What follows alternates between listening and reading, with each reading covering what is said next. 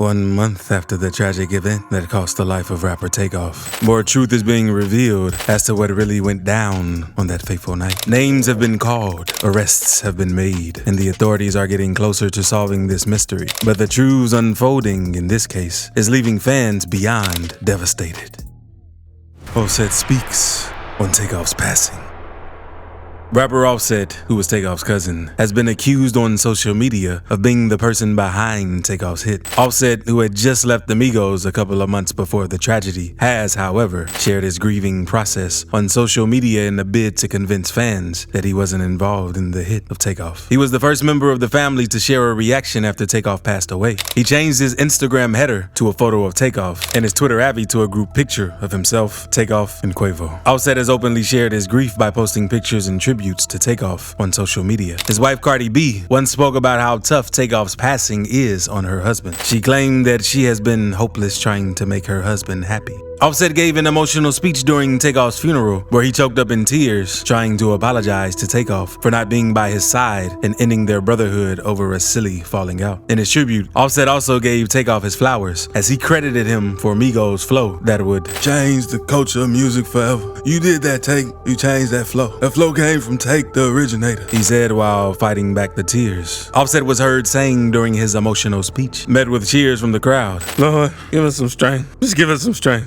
I don't want to question you, God, but I just don't get it. I don't get you sometimes, and I believe in you, Father," he added as he held back tears. Offset has had a couple of performances since Takeoff's passing, and in all of these events, he makes sure to introduce Takeoff's tribute before every show. The remembrance includes a photo of Takeoff being projected onto the onstage screen as the Jackson 5's Never Can Say Goodbye plays through the venue's speaker. "Before every show, I love you, bro," Offset caption of the tribute, which was taken at a recent show. Quavo blamed for Takeoff's passing.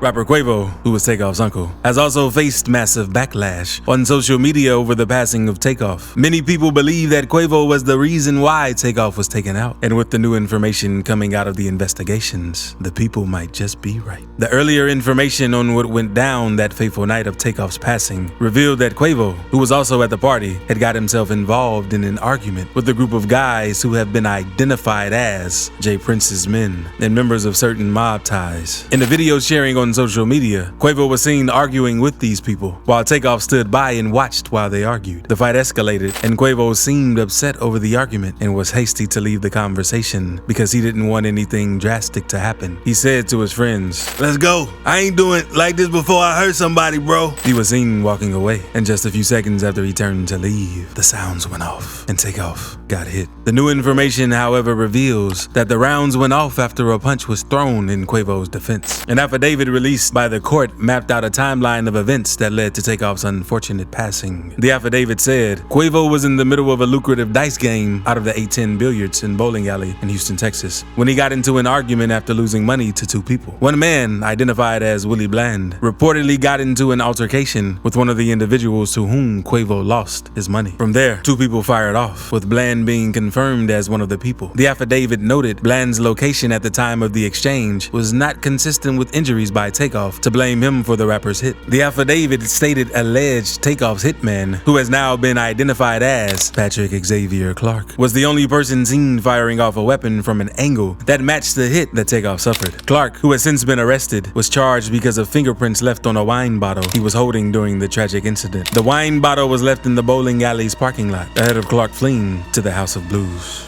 Takeoff's alleged hitman arrested.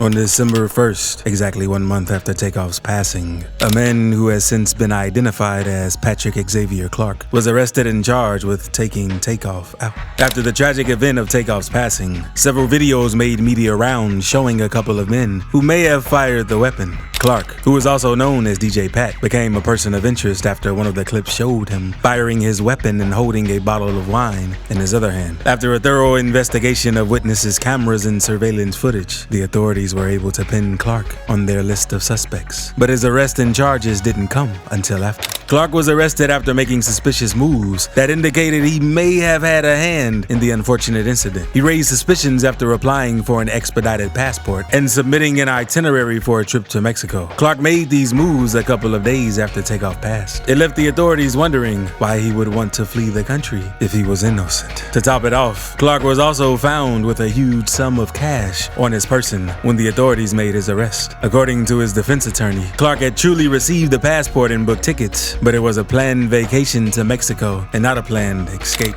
That's something that was pre-planned, and it was canceled before he was arrested. I think that's important. He wasn't trying to go anywhere, defense attorney Leticia Quiones said. His attorney reiterated that Clark is innocent until proven guilty. In an appearance in court, Clark's attorney said that he wasn't the person who carried out the hit on Takeoff. Leticia Quiones said her client is nervous and concerned because he is being charged with something that he believes he's innocent of. So how would anyone do in that type of circumstance? What's happening to Clark in jail? Since Clark's arrest, a lot has happened to him in jail. While the general public is pleased that the authorities are following up with the investigation, Clark is doing his best to prove that he is innocent and has nothing to do with Takeoff's hit. To start with, Clark's bond has been set at $2 million.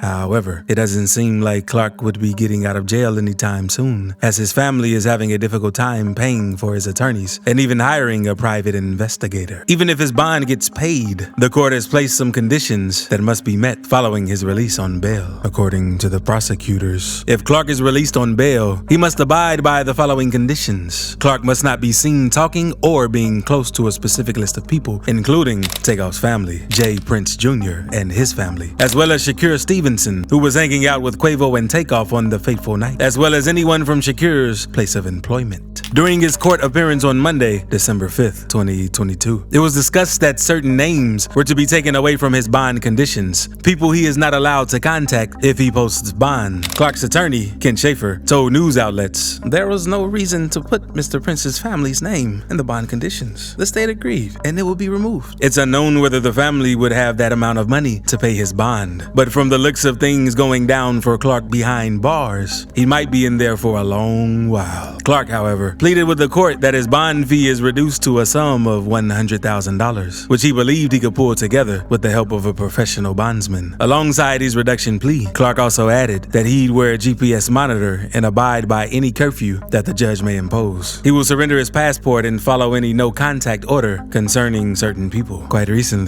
Clark and his attorneys sought out the aid of the court in hiring a private investigator to carry out investigations on his behalf. He asked the court for $5,000 as his family couldn't afford to pay the amount after hiring an attorney, who even agreed to take his case for a lesser price. Clark, who is bent on proving that he wasn't the one who took out Takeoff, told the court that the private investigator would be needed to properly investigate and effectively prepare him and his legal team to defend themselves during the trial. He also told the court that they have found a private investigator who also agreed to a reduced rate of $85 per hour. Luckily for Clark, the court granted the motion and released $5,000 for investigative fees and expenses. The private investigator will also be allowed to access Clark in jail with a laptop, printer, and audio recording device. While Clark is doing everything to prove his innocence, fans can't help but question the fact that he might actually be innocent. But if it wasn't him who took out Takeoff, then who did?